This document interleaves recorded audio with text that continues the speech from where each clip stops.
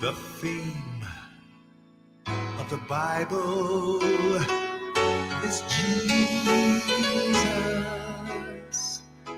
and how he died to save me. The plan of salvation assures us he's coming back again. Are you ready for Jesus to come? Are you faithful in all that you do? Have you fought a good fight? Have you stood for the right? Have others seen Jesus in you?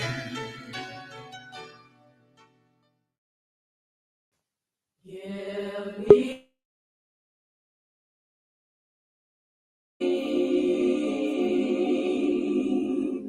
heart, so I might serve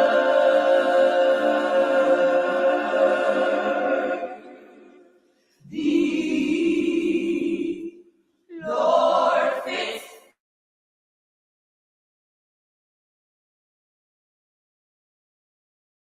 heart, so that I may be used by thee. Lord, I'm not worthy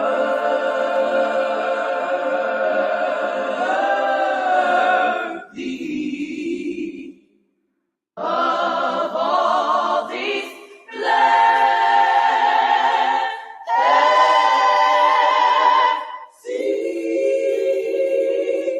Give me a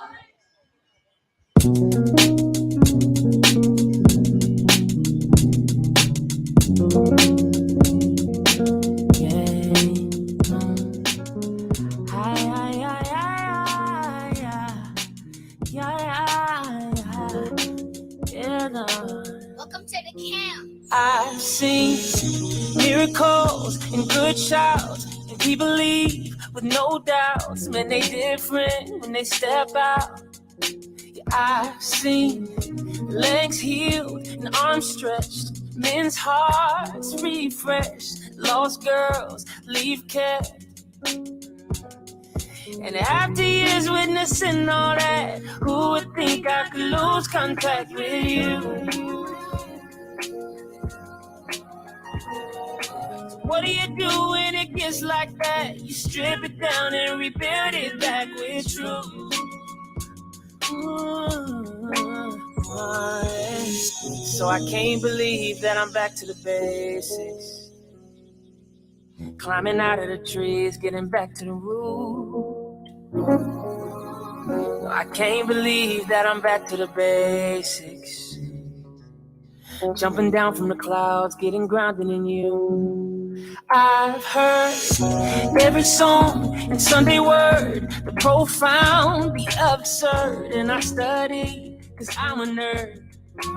I've heard that God's good and he's real, and the devil, he'll steal faith over what you feel.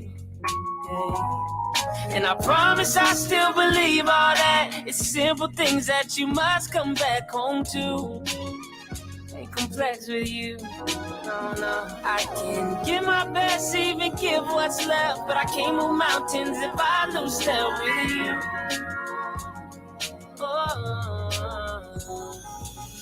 So I can't believe that I'm back to the basics. Climbing down from the trees, getting back to the root. I can't believe that I'm back to the basics. Jumping down from the clouds, getting grounded in you. So if you lose your way, get back to the basics. Somebody needs to pray. Get back to the basics. God's love is still the same. Get back to the basics. Come back and find your faith.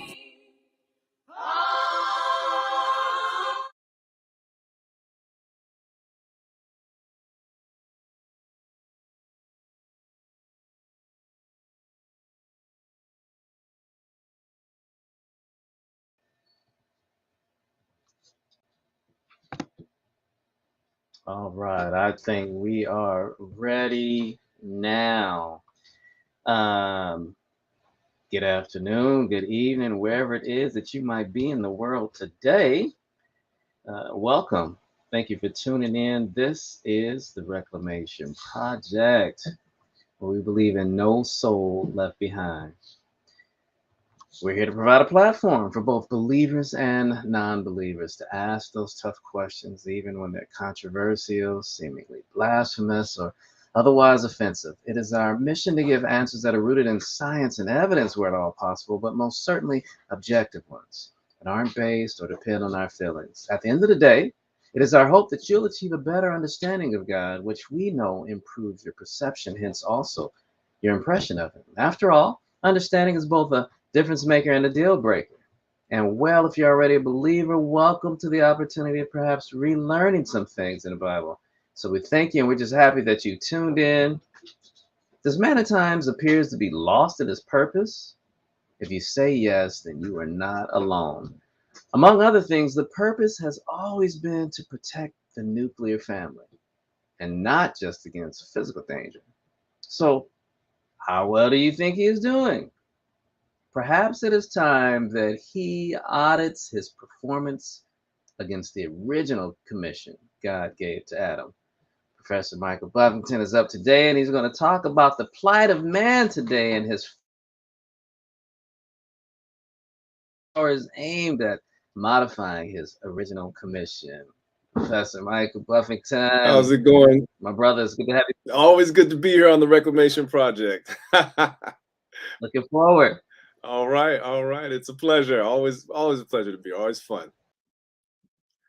How's it going, folks? Thank you, brother Stan, for the very nice intro. As Stan pointed out, we're going to be talking about manhood. Now, normally, speaking about something like manhood would almost be like preaching to the choir.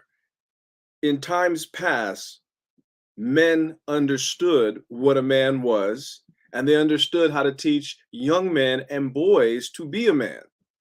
But nowadays, we live in a time where we are surrounded by total and complete confusion. The normal societal order is being upended and overthrown and even turned upside down to the point where we don't really understand what a woman or a man is. Now, some time ago, there was a political commentator, filmmaker. His name was Matt Walsh, and he created a film called What is a Woman? And that film has caused shockwaves through the culture, especially through the quote unquote woke culture, for some of the questions that it was asking. Some of them are very logical, but I think an even more important question is the one that I alluded to just a few minutes ago, and that is, what is a man? Because if we don't understand what a man is, then we are in serious trouble as a society, and I'm going to explain why in just a little bit. You see, because it's bigger than just the confusion beyond around what is a man and what a man is and what a man is supposed to be. There's a bigger agenda and a bigger a bigger conspiracy at play, if you will. And I know the word conspiracy is like a dirty word now, But if you look at the dictionary definition, it's a real word that means something.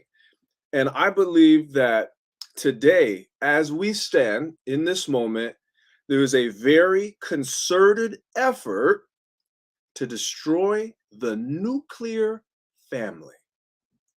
Now, why is there a concerted effort to destroy the nuclear family? Well, if you look at society, any good, strong society has to be founded on the fabric of good, strong families.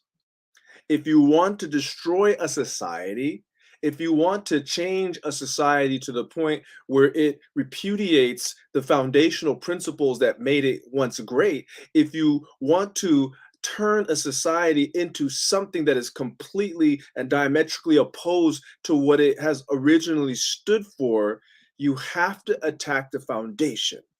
And the foundation, like I said, of any society is the family. Now, what we have to realize is that there's a reason behind this, because the family is where we learn our morals, where we learn our morals, where we understand what right is, what wrong is. The family is where we get a sense of who we are as individuals, what our role is in the family, and what it will become as we become adults. The family is where we learn our spirituality, where we learn our religious beliefs, where we learn the foundational and fundamental beliefs of who we are as people. That's where it starts. So if you want to destroy a society, you have to strike at the foundation, and the foundation of any great society is a strong nuclear family. So there's a reason why this is taking place. See, if you want to be able to change the beliefs of a society, if you want to be able to uproot certain long-held beliefs, certain strongly held beliefs, you have to attack the nuclear family. And there's a reason why. In the book of Proverbs, chapter 22, verse 6, it says something that's very important, poignant, and wise. And I think that you could believe in this whether you were a Christian, atheist, or an agnostic. But it says, train up a child in the way that he should go, and when he is old, he will not depart from it. So really what you have to do is you have to train the children. Okay. Now, this is nothing new, because when you look at Jesuit priests, for example, so the Jesuit order was raised up after Protestantism had created shockwaves throughout the world. In 1517, a little German monk named Martin Luther, he nailed his 95 theses in Latin on the door of the church at Wittenberg, Germany, and that right there sent shockwaves through the world, and he inadvertently started the Protestant Reformation. Now, the Council of Trent, which began to convene sometime after that, was brought together and was formed to try and find a way to combat Protestantism. One of the things that came out of the Council of Trent was the Jesuit order. The Jesuit order is the military arm of a certain church. And and the Jesuit order, what they would do is they would open up schools all over the world. And it wasn't just because they liked math. They would find themselves in positions of influence as mentors and teachers over the children of royals, of the elites of the world.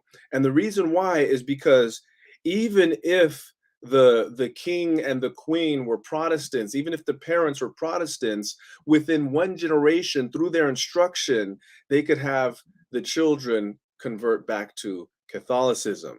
So the Jesuits knew that in order to change the belief system of the family, they couldn't focus on the parents. They had to focus on the children, because the children within a generation would revert back to, or would change to fit whatever mold it was that they were trained up in. And that's why it says, train up a child in the way that he should go. And when he was old, they will not depart from it. So they knew that in order to accomplish their goals, they needed to not change the parents, but just set up schools and teach or misteach the children. And like I said, within one generation or two, you've destroyed all the work that Protestantism has done. So today, you have all of these people that have nefarious, ulterior motives and nefarious agendas for our society.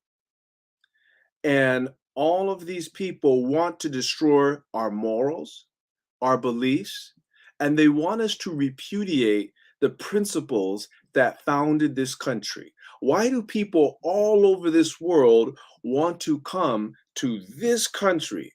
Because we are founded on the principles of freedom. Okay. And so people come here because they're able to worship how they want to worship. They're able to live how they want to live within, obviously within reason. You don't, steal or kill or harm people or things like that.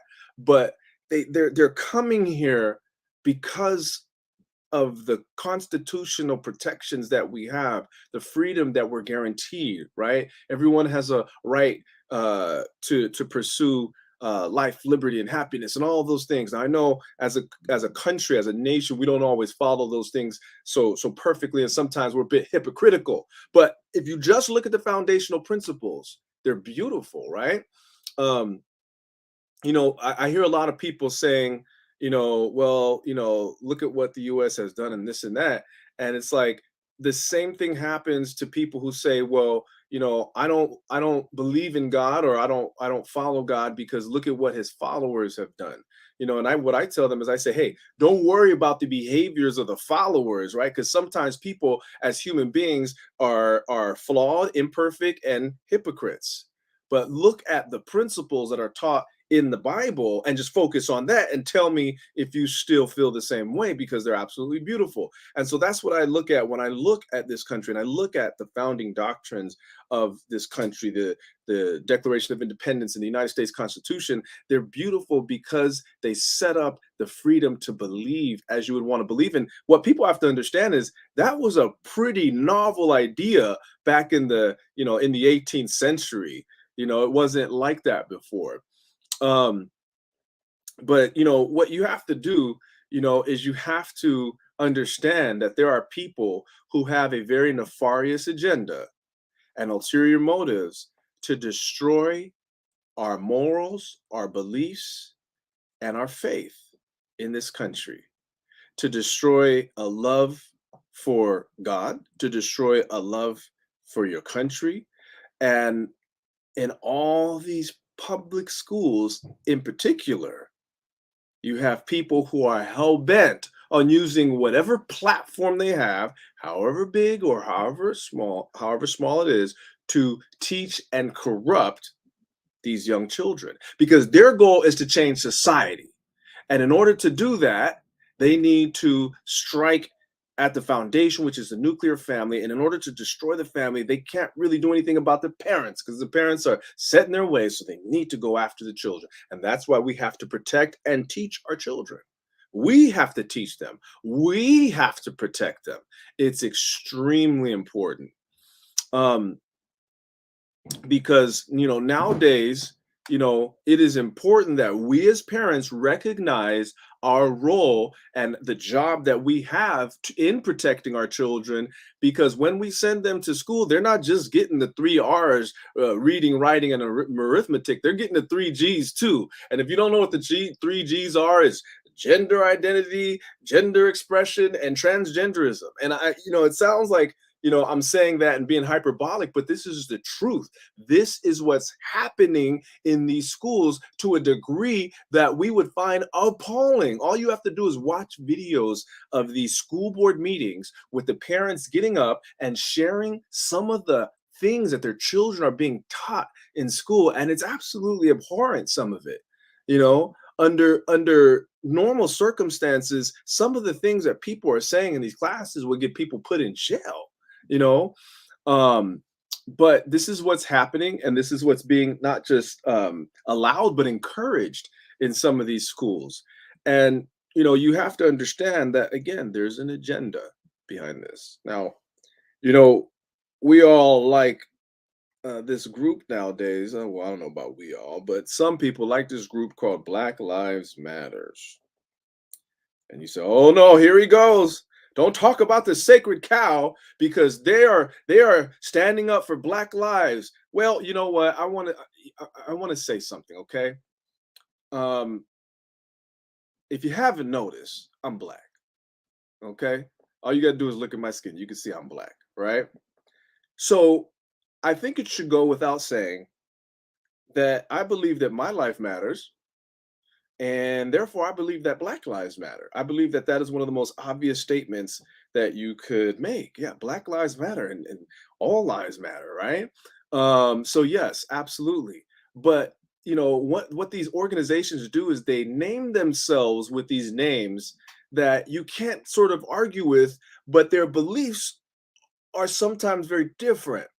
And this is the case with this group, Black Lives Matter. They're a Marxist organization, and you think it's about Black people, but it's not exactly about Black people. They're espousing beliefs and they are stating agendas that don't really have anything to do with Black people in some cases. And in fact, culturally, us as Black people, some of the things that we believe are very different from some of the things that BLM believes. Now, there's an article, it was from June 2020, ABC News. This is not, some dark corner Dave's blog on the internet. This is ABC News, mainstream media. In June 2020, it was an article and it was titled, "From the Start, Black Lives Matter has been about LGBTQ lives." Did you hear that? Let me say it again, just in case you didn't hear it. From the start, Black Lives Matter has been about LGBTQ lives. So you see, we hear the term Black Lives Matter, we're like, absolutely.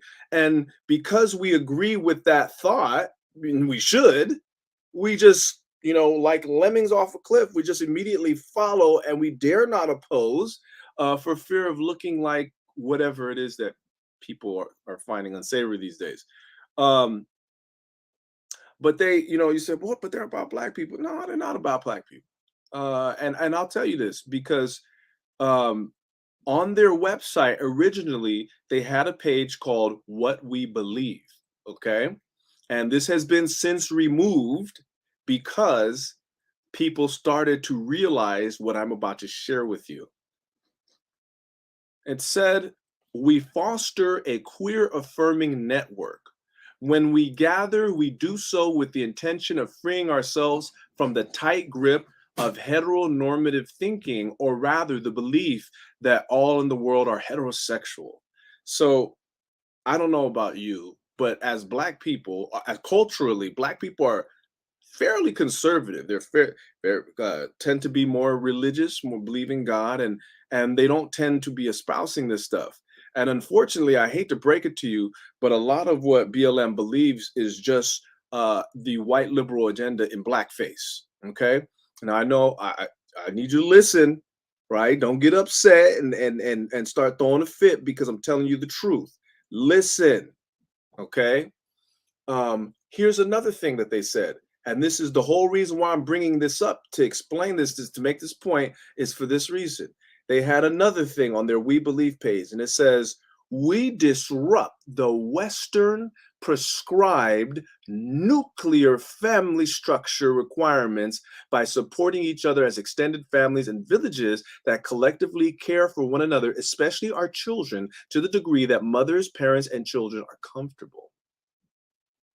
We disrupt, did you hear that? We disrupt the prescribed Western nuclear family structure. Why in the world Why in the world would a group that cares about Black lives want to disrupt the Western prescribed nuclear family structure when that is the very reason why Black people in this country are in the position that they're in right now? And I'll expound on that in just a minute. But I have to throw the question out there. Black Lives Matter was started by admitted Marxists. They said, we are trained Marxists and practitioners of the Western African Voodoo Ifa religion, Alicia Garza, Patrice Cullors, and Opal Tometi. 3 of the 2 women are also gay. So my question is, why would a group of communist lesbian witches want to destroy the nuclear family? Could it be that the nuclear family is where people first find out about morals? Could it be that the Western nuclear family is where people first find out about God? Could it be that, as I said earlier, the very foundation of any strong society is built on this nuclear family? Okay? Now, what you need to understand is that, as I said, when I said that these people were not caring necessarily about Black lives or Black people, but they were advancing an agenda that had really nothing to do with us. They're just doing it on our backs. And as a Black man, I find that very offensive. I find that very offensive because it's the equivalent of blackface, in my opinion. But here is something from a book first published in 1958 by a man named W. Cleon Skousen. And the book is called The Naked Communists. I know I'm upsetting some folks right now, but that's what truth is supposed to do. Anyway, The Naked Communists, the subtitle is Exposing Communism by Restoring Freedom. So this man, W. Cleon Skousen, was a former American communist, and he lists communism's 45 goals that were actually read into the congressional record by Congressman Albert S. Herlong Jr. In 1963. Look at that. It says, entering elements to this group that I wasn't really aware of. You are not alone. There are many people that were not aware of this. And that's why, they get the t-shirts and they follow, and they blind, yes, Black Lives Matter, and this and all that stuff, because they look at just the term Black Lives Matter. And it's like, of course I believe with that. So of course I follow this group, but they don't understand what the actual foundation was. These people are advancing and espousing a communist agenda on the backs of Black people. And it makes me angry as a Black man. And it also makes me angry because anybody that's trying to destroy the nuclear family, which they said unequivocally would disrupt the Western prescribed nuclear family, that to me is evil. And I'm going to explain to you why, because of what it's done to our people in this country. Okay, but let me read just 2, okay? Actually, I'm going to read just a few of these things, okay? Listen up, all right? Number 24, okay, this is read into the congressional record by Congressman Albert S. Herlong, who was a Democrat of all things in 1963. And he said, 24, eliminate all laws governing obscenity by calling them censorship and a violation of free speech and free press. So one of the goals of communism was to eliminate all laws governing obscenity by calling it censorship. Now, why is that? Because when you allow obscenity to run amok and you allow people to expose it, it destroys the morals and morality of a society. And when a society becomes hedonistic, they are on their way to being destroyed, because hedonism is the exact opposite of what is needed to support the Western nuclear family. Okay. 25, break down the cultural standards of morality by promoting pornography and obscenity in books, magazines, motion pictures, radio, and television. Is this happening? When I was growing up, the only way that you could access pornography is if you were over 18 years old and you went to some seedy part of an inner city neighborhood and were able to go into one of those gross shops that people would go into, and that was it. But nowadays, it is, you just pick up your phone and boom, and you could see some of the most abhorrent things right there on your phone. Doesn't matter what age you are. Okay. And what has this done to people? What has this done to children? What has this done to the family? How many people have struggled with sexual addictions and addictions to pornography? And how many families has it torn apart? Well, guess what? This is one of the goals of communism. This is one of the 45 goals of communism for America. And when you're trying to destroy the Western nuclear family, okay. What's another one? No, number 26. Number 26 is yes, we shouldn't become a part of anything that we don't fully understand. That is absolutely right. Absolutely right. Number 26 of their communism's goals for America: present homosexuality, degeneracy, and promiscuity as normal, natural, and healthy. And finally, number 40, listen to this. Number 40 of communism's 45 goals for America is discredit the family as an institution, encourage promiscuity and easy divorce. Did you hear what I said?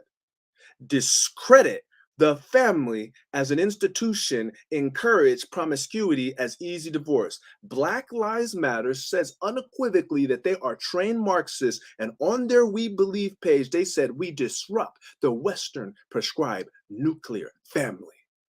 That's despicable. It's despicable. Despicable. And it goes in line perfectly with this: discredit the family as an institution, encourage promiscuity and easy divorce. Why? Because when you want to upend a society, when you want to destabilize a society, you must strike out the foundation. And the foundation of any society is the nuclear family. You're saying, okay, fine, whatever, but what does this have to do with being a man? I'll get to it. Just give me a second. Now, you ask yourself, is this happening today? Ask yourself, is this happening today? If you cannot say yes, you are intellectually dishonest or you've been living under a rock. Yes, it's happening today. Okay? You might be saying, well, you kind of sound like a homophobe. Well, I would say I was born and raised in San Francisco, California, which is probably the liberal Mecca, and also maybe the gay Mecca. And I have many gay family members and friends, and I love them dearly. Okay, I don't condemn them, but I'm not about to compromise my belief in the Bible. Period. Okay, no condemnation, but no compromise. Don't expect that from me. All right. But let me read something to you that you might find very interesting. In July of 2021, the San Francisco Gay Men's Chorus posted an original music video from their YouTube channel titled "A Message from the Gay Community." Now, the song might appear tongue-in-cheek, but it boasts that the LGBTQ community would convert the children of conservatives, and they're coming for them. And I'll just read the lyrics, okay? It says, as we celebrate pride and progress we've made over the past years, there's still work to be done. So to those of you who are still working against equal rights, whatever that means. I mean, gay folks can get married, I'm not sure what they mean by that, but they have a lot of rights, and whatever they choose to do with their lives is between them and God, right? But this is what they're saying, and they say, we have a message for you. And I'm going to read some of the lyrics of this song that they sang, okay? And it says, you say we all lead lives that you don't respect, but you're just frightened. You think that we'll corrupt your kids if our agenda goes unchecked. Funny, just this once, you're correct. We'll convert your children, happens bit by bit. Quietly and subtlety, you will barely notice it. Just like you're worried they'll change their group of friends. You won't approve of where they go at night, and you'll be disgusted when they start learning things online that you kept far from their sight. Then the group goes on and it sings about a number of LGBTQ people that are in Generation Z, or Gen Z as they call it. It says the world is getting kinder. Gen Z is gayer than Grindr. Grindr is like a gay dating app, I guess. We're coming for them. We're coming for your children. The gay agenda is coming home. The gay agenda is here. So, and then after all these wonderful stanzas. They just repeat over and over. We're coming for them. We're coming for your children. We're coming for them. We're coming for your children. And you might say, oh, well, they were just joking. Were they? Were they? Tough questions, right? Now you say, well, what does this have to do with the nuclear family? Okay, I'm getting to that. Remember, I talked about the children, right? You can't get the adults, the parents, but you can get the children. That's why they said that. Now, this is nothing new. Now, you go back to the 1970s, right? And this was a stated goal of some gay activists, that they wanted to emancipate kids and destroy the nuclear family.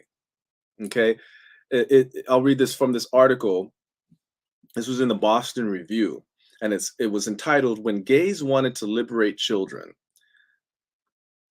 In 1972, of Boston's gay men's liberation, one of the most significant gay liberation groups formed after the 1916 Stonewall riots, drove to Miami to hand out a 10-point list of demands at the Democratic National Convention. Do you know what number 6 was? Listen to this. It says, rearing the children should be the common responsibility of the whole community. Any legal rights parents have over their children should be dissolved, and each child should be free to choose its own destiny. What is that? That's naked communism, right? You should not be allowed to teach your children whatever you want to teach them. They don't belong to you, they belong to the state. Okay? Why? Because when a family controls what the children are taught, then that family's beliefs and morals can be perpetuated. But if that right is taken away and people can now teach the children or influence the children, and they can mitigate the influence of the parents or even destroy it. It goes on and says, free 24-hour childcare centers should be established where lesbians, and it used the word for gay people that's now a pejorative term, so I won't say that, can share the responsibility of child rearing. Okay, now you say, wait, what? So this is what they said. Okay, in the song they said that we're coming for your children, and here these gay activists said that they wanted to destroy the nuclear family. The communists, in their 45 points, point 40 was to discredit the family unit, destroy the nuclear family. And Black Lives Matter, as a Marxist organization, said, we disrupt the nuclear family, the Western nuclear family. And you know what Joe Biden says? Joe Biden said, while speaking to a group of teachers of the year, he told them, they're all our children. They're not somebody else's children. They're like yours when they're in your classroom. So if the goal has been to destroy the nuclear family and to raise a generation of moralless, godless children with hearts devoid of sympathy for other human beings, then they're well on their way. Kind of the exact opposite of what a man named Jesus taught when he said we should love one another. And you see this when you see a demented young Black man shoot a little girl who was 6 years old because her ball rolled into her front yard. When you see that, you know the agenda is working. People are sick today. But there's one problem.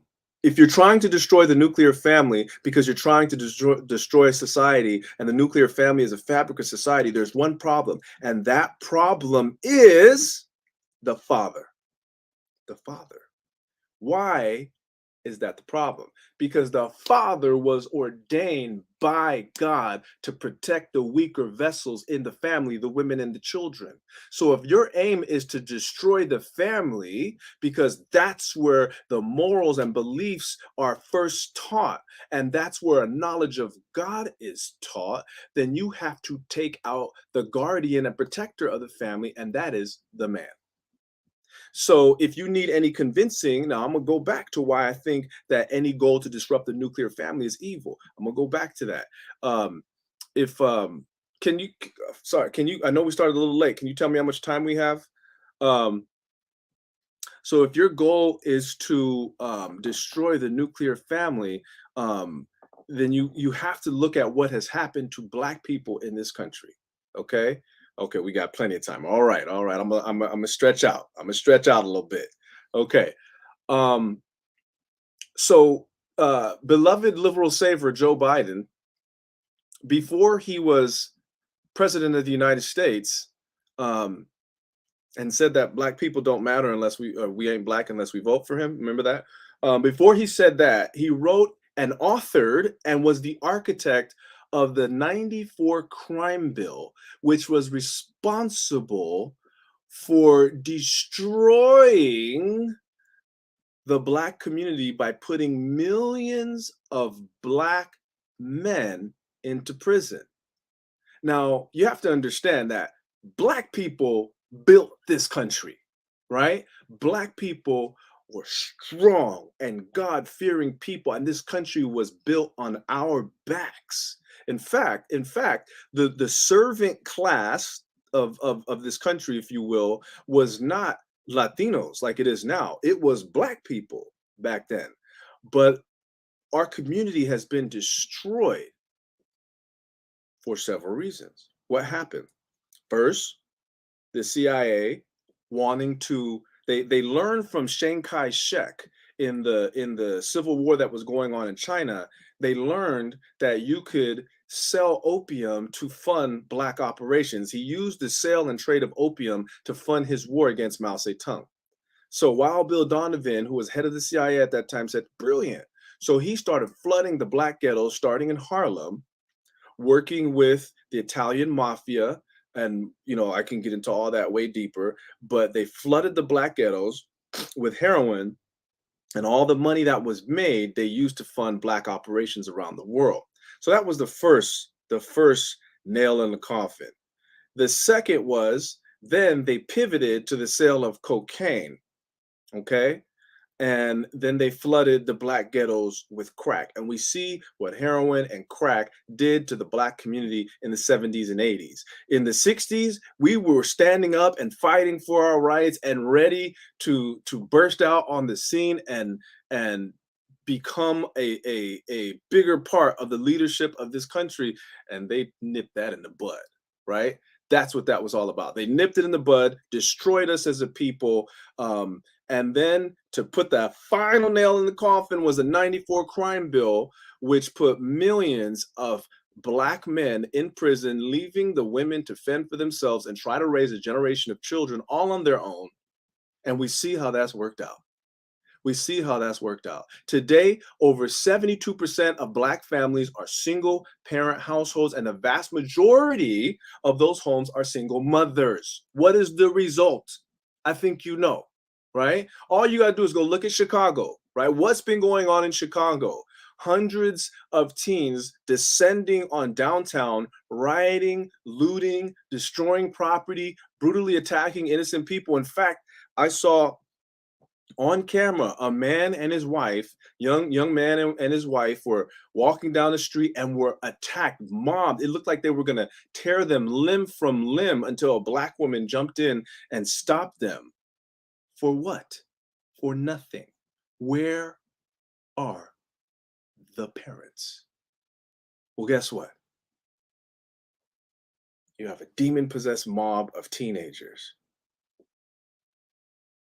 doing absolute destruction and havoc and wreaking havoc all over downtown Chicago, because this is the sad result of the destruction of the nuclear family.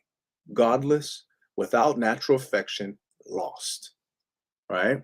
So you have a proven example of what destroying the nuclear family, destroying the family and does.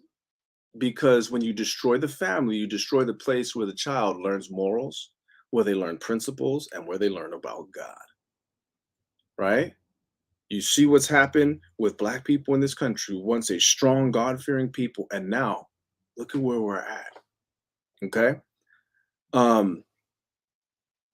Because that's what happens when you take the guardian and protector of the family out of the way. Now you can destroy the family, no problem. But besides Joe Biden's favorite way of locking them in prison,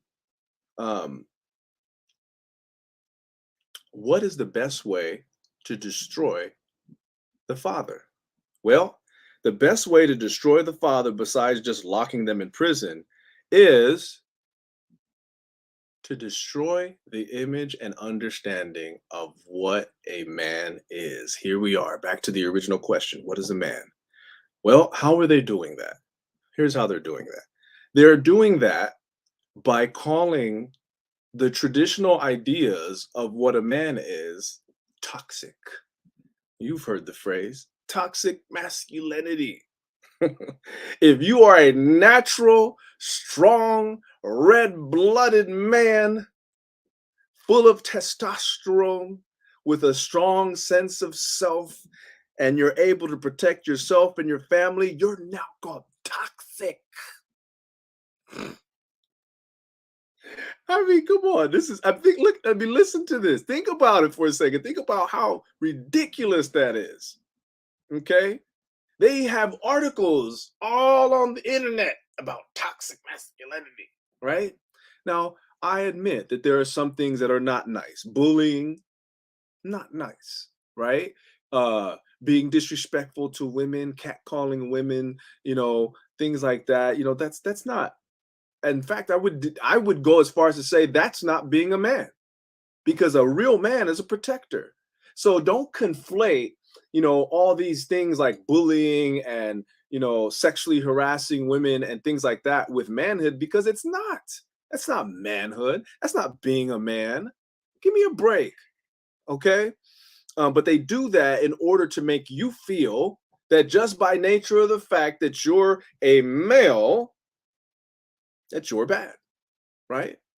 All these boys thinking boys are bad. That's the message that they get over and over. Boys are bad. Boys are bad, right?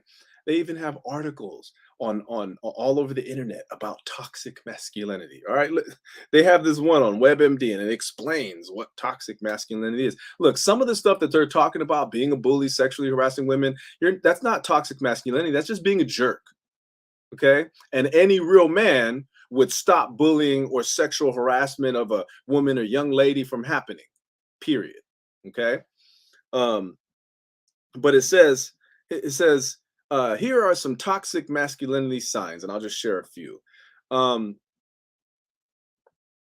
They say toxic masculinity is nuanced, but there are a few behaviors that are often caused by toxic masculinity. Some toxic masculinity examples include: one, homophobia. Okay. Toxic masculinity teaches men that homosexuality is a deviation from traditional masculinity and gay men are less masculine.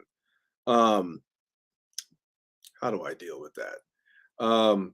First of all, I don't hate anybody. I don't care if you're gay, straight, bi, trans, whatever you look, it's your life. That's between you and God, right? My job is to be kind and to love everyone. Okay. I don't need to agree, right? No condemnation, but no compromise, right? I don't need to agree with you, but they're saying that if you believe that that homosexuality is deviation from traditional masculinity and that gay men are less masculine, then that's toxic masculinity. Well, the Bible says in the book of Leviticus, chapter 18, I am the Lord, thou shalt not lie with mankind as with womankind, it is an abomination. Well, I mean, if you were using their definition, God would be homophobic by that. And if God's homophobic and you want to call me that because I agree with whatever God says, then I guess I'm in good company, right? I think that's ridiculous. Just, and I could say a whole lot of things right now, but running around, in the Castro with the pink tutu on and doing things like that isn't my definition of masculine, but whatever, man, but just because you don't agree with homosexuality and you believe what the Bible teaches, that doesn't make you a homophobe. God is not a homophobe, and neither am I. All right. So that's ridiculous. But they have another. The next one is the need for control. Toxic masculinity encourages men to assert their power and dominance. We often see this in domestic relationships. Well, what do leaders do? Sometimes leaders have to step up and take control. Sometimes leaders have to make tough decisions. Look, real men are not these vacillating, weak, wavering, double-minded men, right? A real man, a real leader is going to have to stand up sometimes and be decisive and make decisions that may not be popular with everyone. Now, I'm not saying that you should be controlling. I'm not saying that you should be controlling, that you should try to domineer over people. People should have their own free will. Look, my wife knows that if at any point she wanted to leave, she could get up and leave.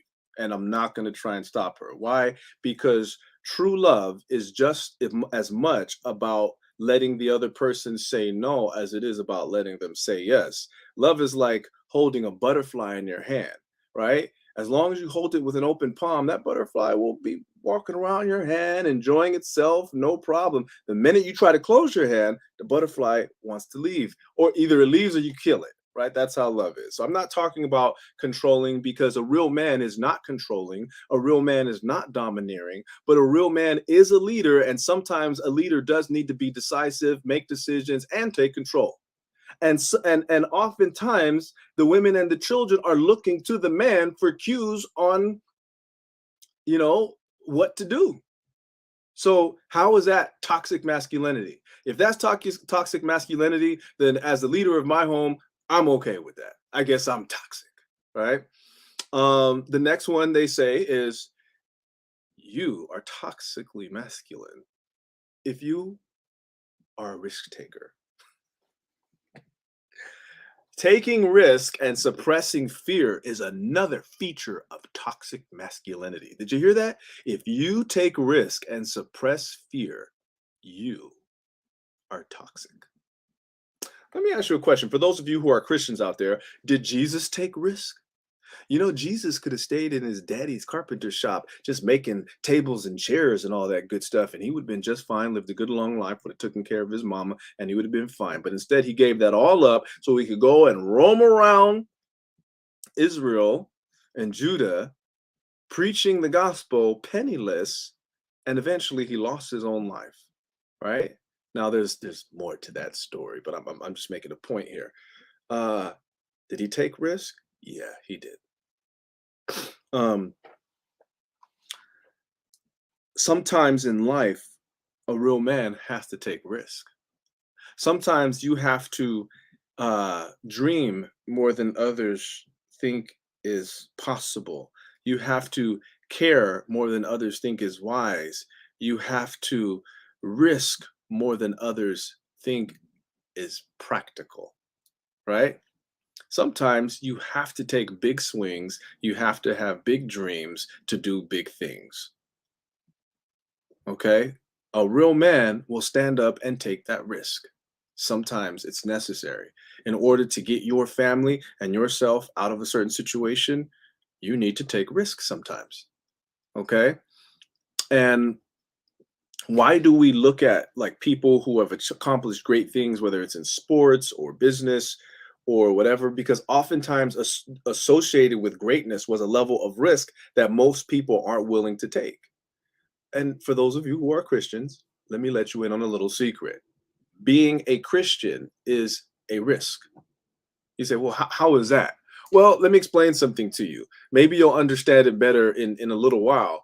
But there was once upon a time that for being a Christian and following sola scriptura and the Bible and Bible alone, you could be beheaded, you could be burned at a stake, you could be tortured in all horrible ways, and it was a very big risk to be a Christian. You don't understand that now because we relatively can worship in peace in this country, which is why it's so great, which is why certain people want to upend the country and have us repudiate our founding documents, because they want to go back to that time where they control how you worship and how you think. Okay? But being a Christian is a risk. Sometimes there will be a cost associated with that. In fact,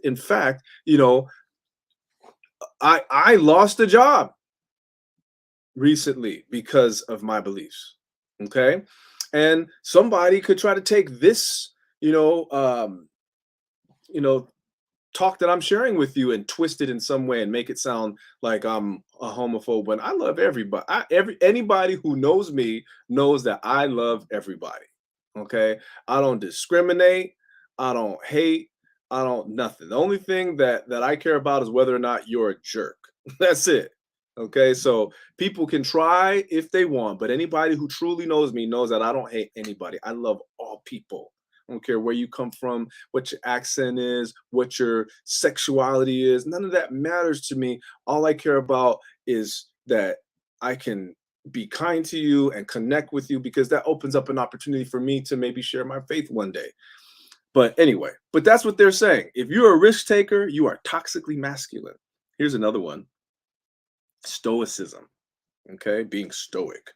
Look, it says a cornerstone idea of toxic masculinity is that showing emotion is weak and feminine. Men are expected to be mentally and physically tough without breaking. What's wrong with that? When you're the protector of your family, when you're the guardian of your family, you have better be tough. I mean, I'm sorry. I'm sorry, but when it comes down to it and the rubber meets the road, your woman is going to want you to stand up and protect your family. Now, I'm not saying that showing emotion is bad. One of the most powerful scriptures to me in the whole Bible is John chapter 11, verse 36. And you know what it says? 2 words. It says, Jesus wept. It showed us the heart, the compassion of Christ. But Jesus didn't cry all the time, right? Men and women are different. All right. Women cry when they're sad. They cry when they're happy. They cry when they're upset. They cry when they're confused. They don't know what to do. They cry all the time. That's just women. That's how women are. Men are supposed to be like that. Look, the children and the women are looking to the Father to know how they need to react, right? And so they're looking to the Father to be a rock emotionally, to give them stability. If every time there was an issue, the man, oh, I don't know what to do. Oh, honey, I just don't. Oh, honey, how am I gonna do? Oh, I just don't know. And what woman's gonna want to follow a man like that? Okay, there's a reason why the Bible describes Jesus as a rock. They drank from that spiritual rock, and that rock was Christ.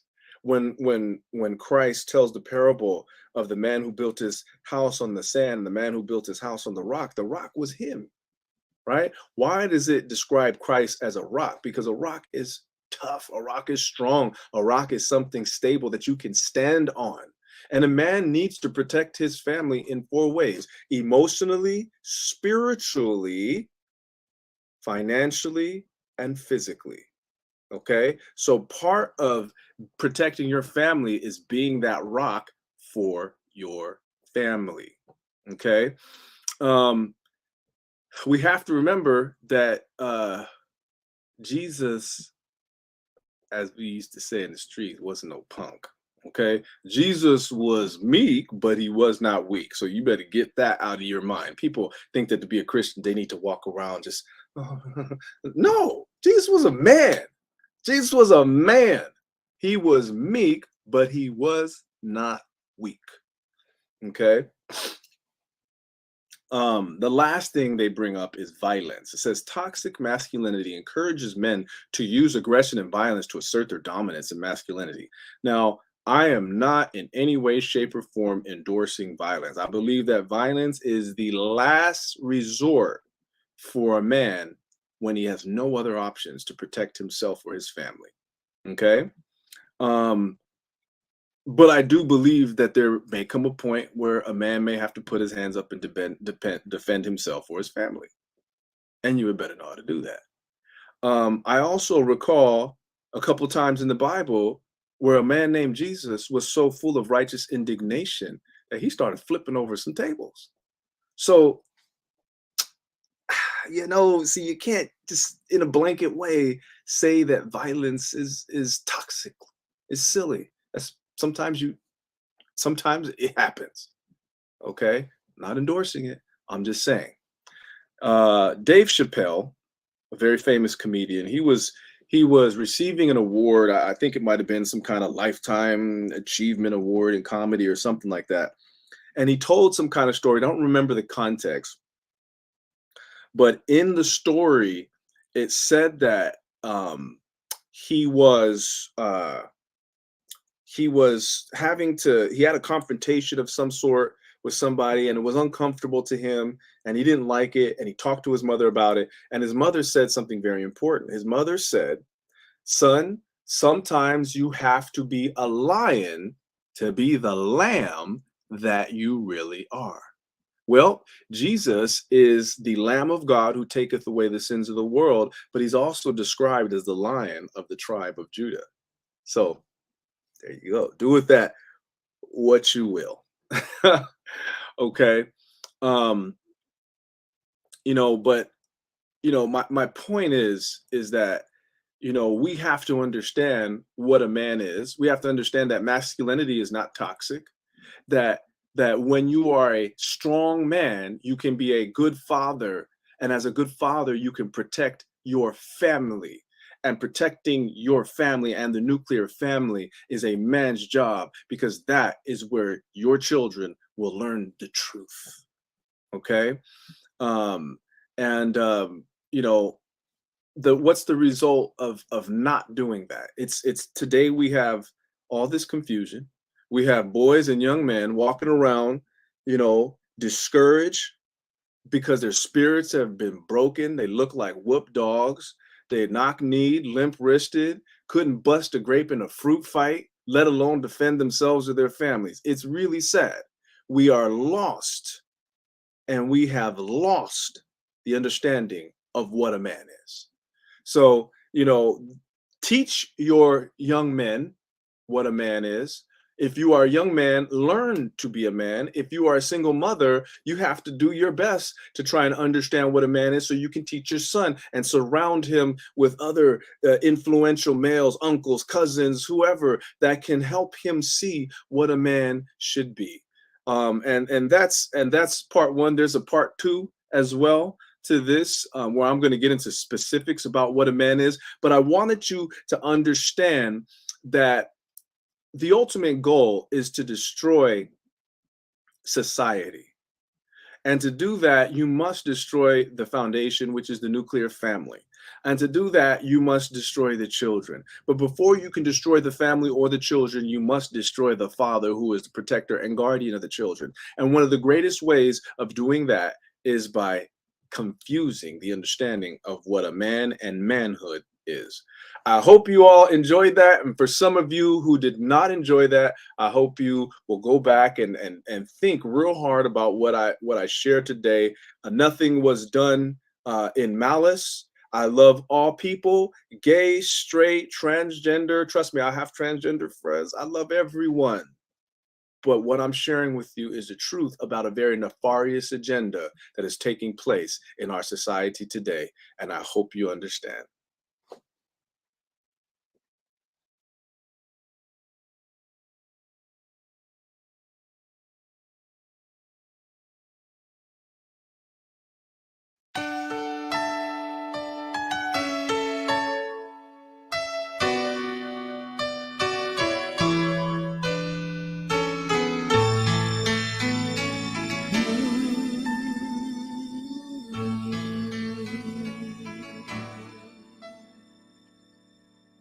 The theme of the Bible is Jesus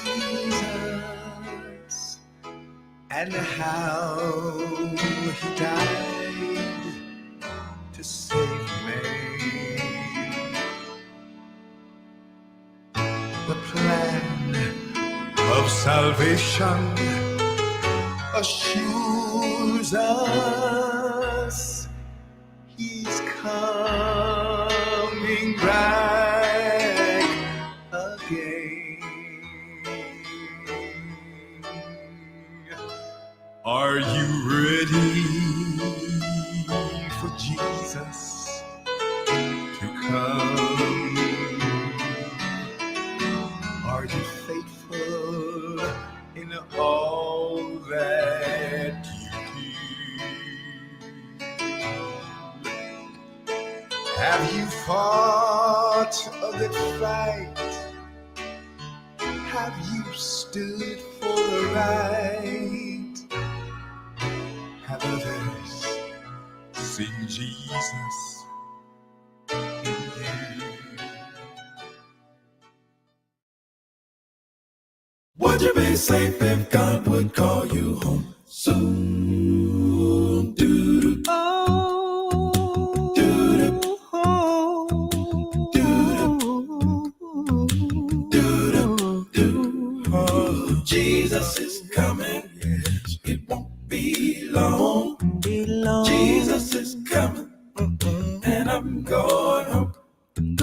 I've got a feeling so strong, Jesus is coming. Oh yeah, it won't be long. Jesus is coming. The Lord is not slack concerning his promises, Jesus is coming. as some men count slackness. I've got a feeling He's coming so back strong again. that Jesus is coming. I can feel it. It won't be long. I've never been to heaven. I've been to The streets are paved with gold. thin sheets of gold. Swing low, sweet chariot, Swing down low. so I can step on board. I'm kinda tunnel vision. I'm kinda stuck. See, my mind's on one thing.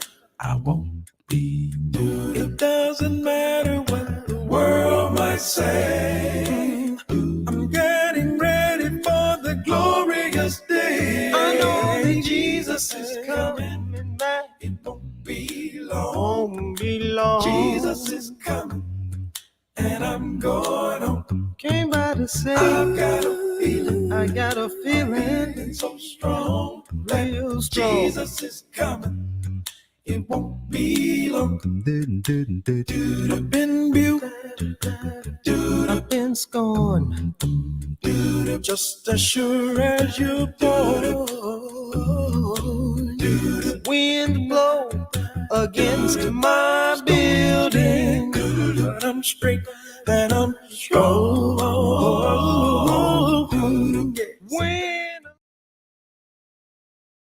Hey, what's going on, everybody? I'm Sean B, and you're tuned into the Reclamation Project, where we believe in no soul is left behind.